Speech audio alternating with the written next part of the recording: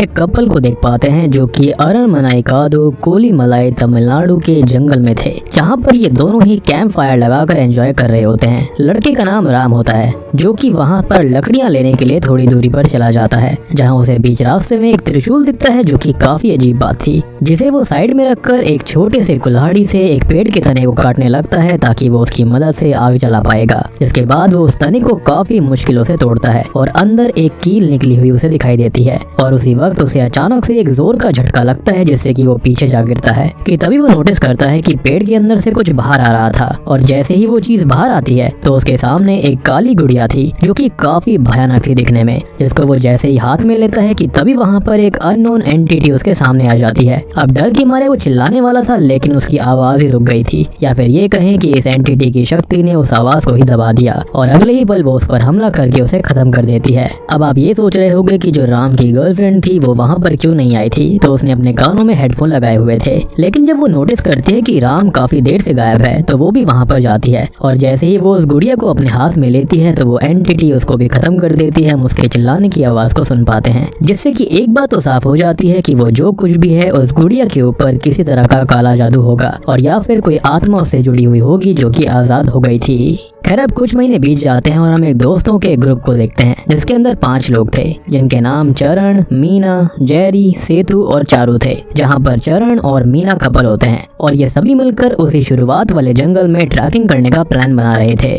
हालांकि इस जंगल के अंदर ट्रैकिंग करना अलाउड नहीं था, यानी कि शुरुआत वाले कपल भी यहाँ पर इलीगल तरह से ही आए होंगे। और पहले ये गवर्नमेंट कॉफी प्लांटेशन हुआ करता था लेकिन किसी रीजन से इसको बैन कर दिया गया। इसलिए चरण ने अशोक नाम के एक आदमी से कांटेक्ट किया था जिसने कि अपने कनेक्शंस की मदद से अपने अंडर काम कर रहे मारी नाम के एक आदमी को चरण और उसके ग्रुप को जंगल में ट्रैकिंग करवाने का काम दिया था। और मारी वहाँ के लिए सबसे बेस्ट ऑप्शन होता है क्योंकि वो फॉरेस्ट डिपार्टमेंट में उस जंगल का गार्ड था, साथ ही साथ वो पार्ट टाइम गाइड भी था, तो वो उनका गाइड भी बन जाता है। अब अगली सुबह सभी दोस्त मिलकर ट्रैकिंग के लिए निकल जाते हैं और मारी भी इनके साथ गाड़ी में ही था। कि तभी बीच रास्ते में जब उनकी कार मारी के घर के यहाँ से गुजर रही थी तभी मारी की बेटी कार को बीच में रोककर अपने फादर के गले में एक ताबीज पहना देती है और उनसे कहती है कि पापा इस ताबीज को कभी मत निकालिएगा। और वो हमेशा ही इस ताबीज को पहन कर जाया करता था लेकिन आज वो भूल गया, लेकिन थैंकफुली उसकी बेटी ने उसको ये ताबीज दे दिया था जो कि काफी खास है। अब आगे ये जंगल के पास तो पहुंच जाते हैं लेकिन यहाँ से गाड़ी और आगे नहीं जा सकती थी, जिसका रीजन ये होता है क्योंकि वहाँ पर एक चेक पोस्ट होता है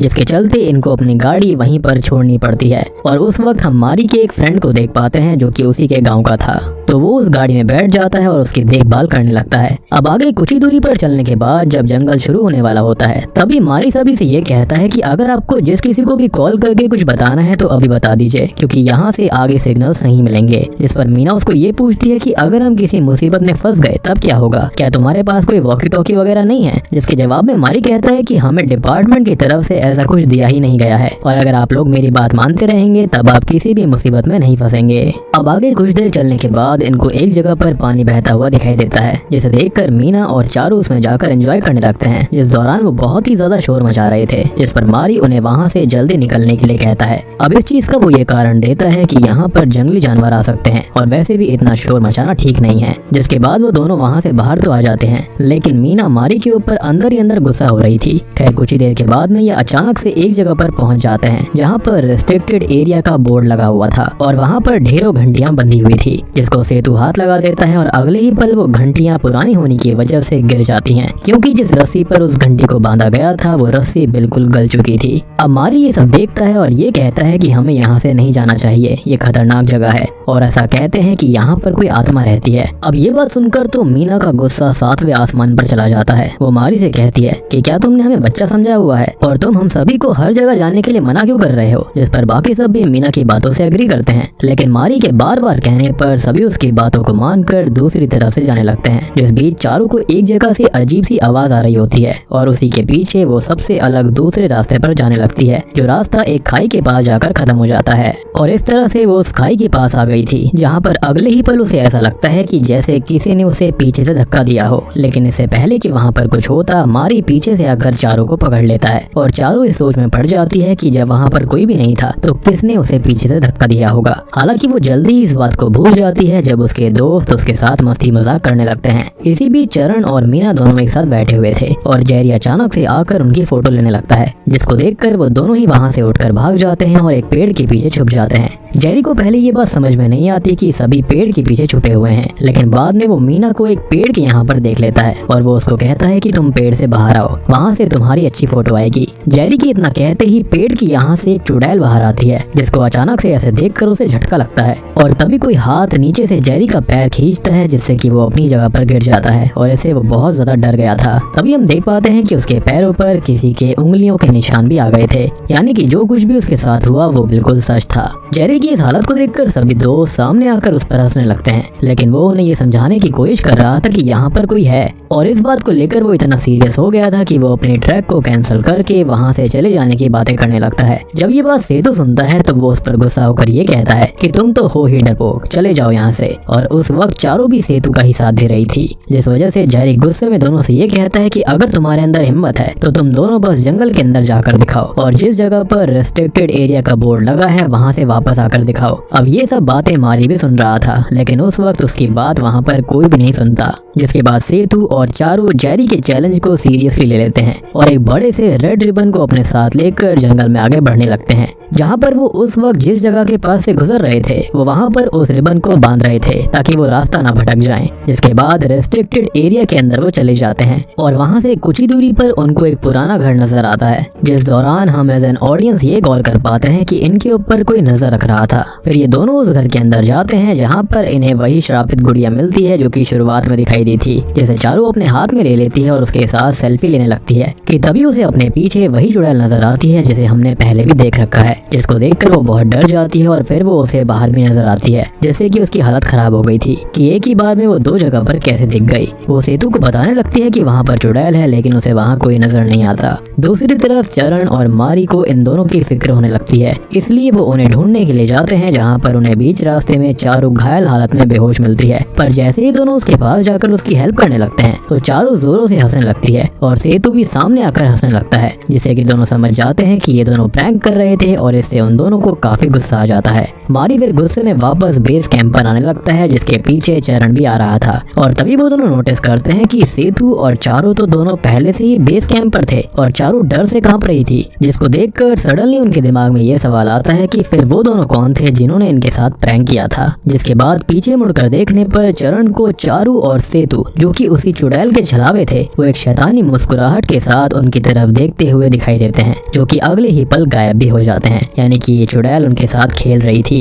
अब ये चीजें मारी भी गौर करता है और वो सभी को बताता है कि वो वापस लौट चुकी है, यानी कि पेची, यानी कि वो चुड़ैल, उसका नाम पेची था। जिसके बाद वो पेची की कहानी बताने लगता है, जो कि उनके ही गांव की एक औरत हुआ करती थी जिसने कि केरला से काला जादू सीखा था और वो जंगल में अपने फॉलोअर्स के साथ काला जादू किया करती, जिससे कि हुआ ये कि अचानक से ही धीरे धीरे गांव के कई लोगों की मौतें होने लगी और कई लोग गायब भी हो गए थे। लोगों को जल्दी ही पता चल गया था कि इसके पीछे पेची ही है और वो उसे रोकने के लिए पहुंच गए, लेकिन वो इतनी शक्तिशाली थी कि उसने कुछ ही पलों में अपनी शक्तियों की हेल्प से कई सारे लोगों को खत्म कर दिया। जब ये बात गांव वालों ने एक साधु को बताई तो उन्होंने बताया कि वो शैतान की पूजा करती है और खास करके वो एक रिचुअल कर रही है जिसके अंदर इंसानों की बलि दी जाती है और इसे अमर होने का वरदान मिलता है और पेची को मारा नहीं जा सकता, लेकिन उसको कैद जरूर किया जा सकता है। जिसके बाद साधु के कई बातों को मानकर गाँव वालों ने दूसरी बार पेची पर हमला किया, जिसके अंदर उसका शरीर तो नष्ट हो गया था, लेकिन उसकी आत्मा को उसी भयानक गुड़िया के अंदर कैद करके एक पेड़ पर लटका दिया गया, जिसे स्टार्टिंग में उस लड़के ने पेड़ से गिरा दिया था और पेची आजाद हो गई थी और उन्होंने पेची के शरीर को वहीं नजदीक में दफना दिया था, जिस वजह से पेची जंगल के बाहर किसी को कुछ नहीं कर सकती। उसका एक इलाका बन गया था और इसलिए वहाँ पर रेस्ट्रिक्टेड एरिया वाला बोर्ड भी लगा दिया गया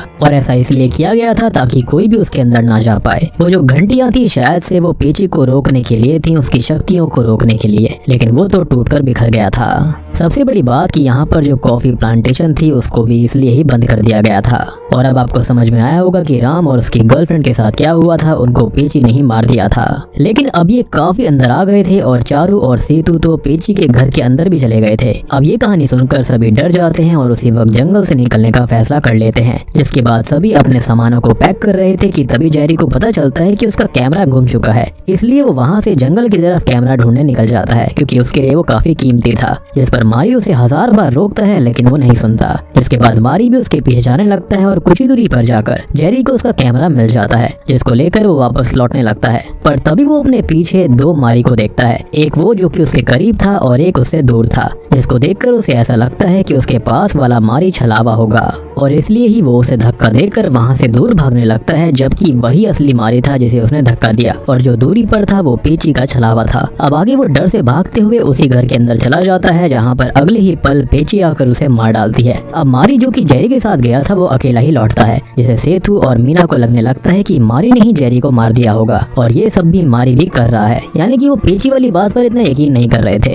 जिससे कि सेतु मारी पर गुस्सा होकर उसे मारने लगता है। दूसरी तरफ चारू भी कहीं चली जाती है, जिसको ढूंढते हुए चरण और मीना उसके पीछे जाते हैं, जहाँ पर उन्हें चारू एक जगह पर अजीब तरह से खड़ी मिलती है और एक ही झटके में पेची उसे पकड़कर अपने साथ ले जाती है, जो कि इतनी तेजी से हुआ था कि वो सब ठीक से देख भी नहीं पाते। अब जैसे ही चारू की मौत के बारे में सेतु और मारी को पता चलता है तो दोनों जंगल से भागने लगते हैं और उनके पीछे मीना और चरण भी भाग रहे थे। जिस बीच मारी काफी दूर भाग जाता है और उसकी जगह एक छलावा मारी बनकर इन तीनों को पेची के घर के पास ले जाने लगता है, जिस चीज को सेतु समझ जाता है और वो चरण और मीना को जाने से रोकता है। तभी दूसरी तरफ हमें रियल मारी को दिखाया जाता है, जिस पर पेची हमला करने आती है, लेकिन वो किसी कारण से बीच में ही रुक जाती है और वहाँ से गायब हो जाती है, जिससे कि मारी बच जाता है। लेकिन ये हुआ कैसे था? तो मारी ने जो ताबीज पहना था जो उसकी बेटी ने उसको दिया था, उस वजह से पेची उसे मार नहीं पाई। अब आगे हम नोटिस करते हैं कि मीना गायब हो गई है, जिसको चरण और सेतु ढूंढने लगते हैं। तब वो उन्हें पेची के घर में नजर आती है, जिसको देखकर सेतु वहां से भाग जाता है और चरण मीना को लेने जाता है।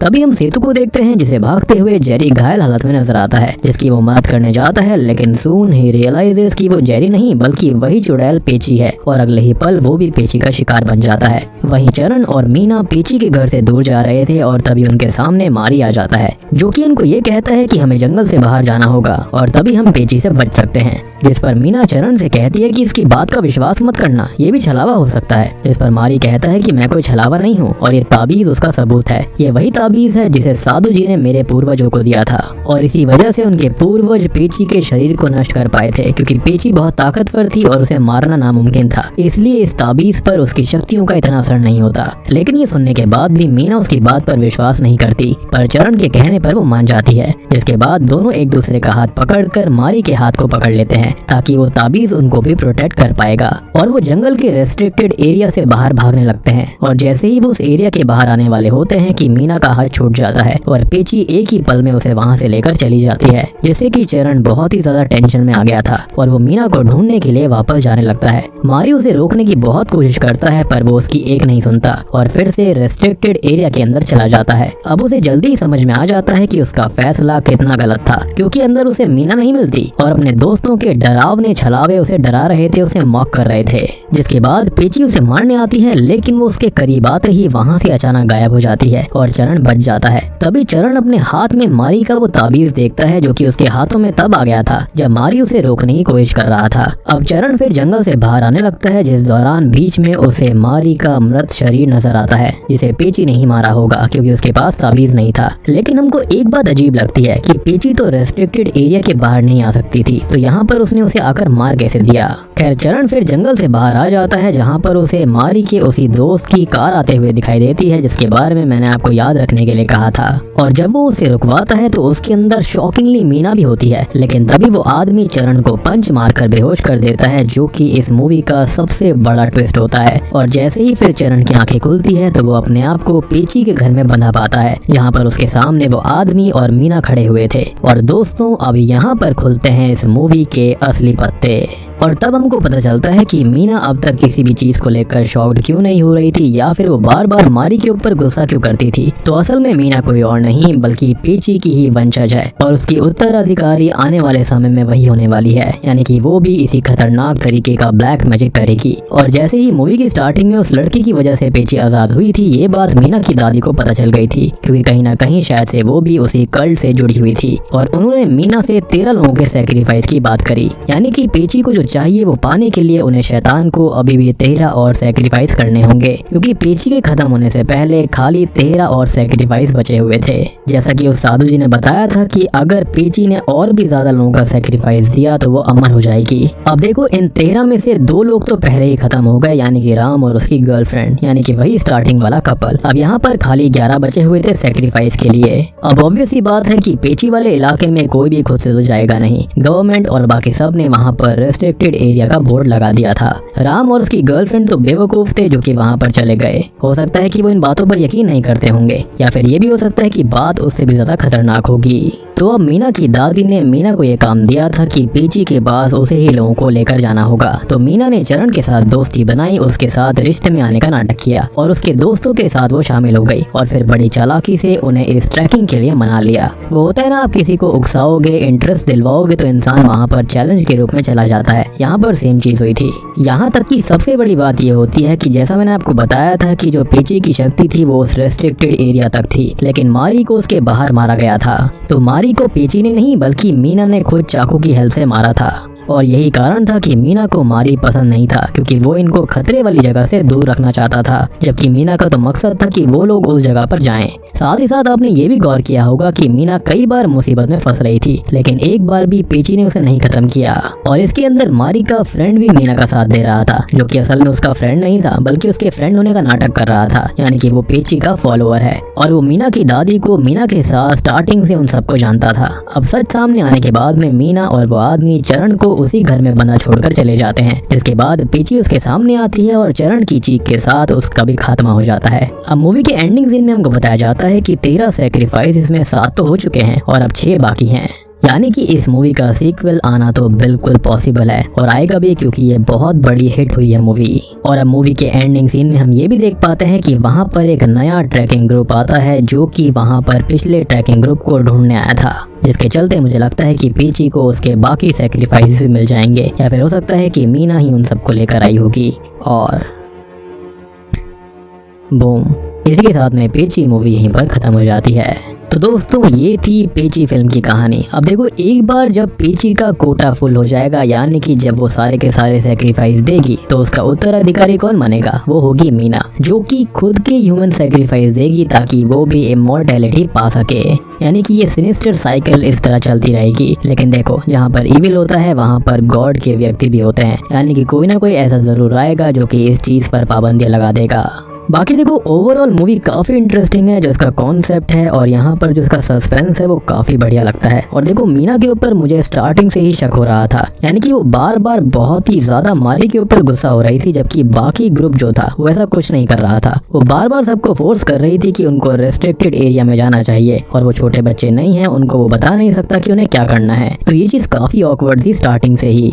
लेकिन मीना इतनी बड़ी कल्प्रिट निकलेगी, पेची का साथ देगी, उसी की डिसेंडेंट होगी, ये चीज मैंने बिल्कुल नहीं सोची थी। हालांकि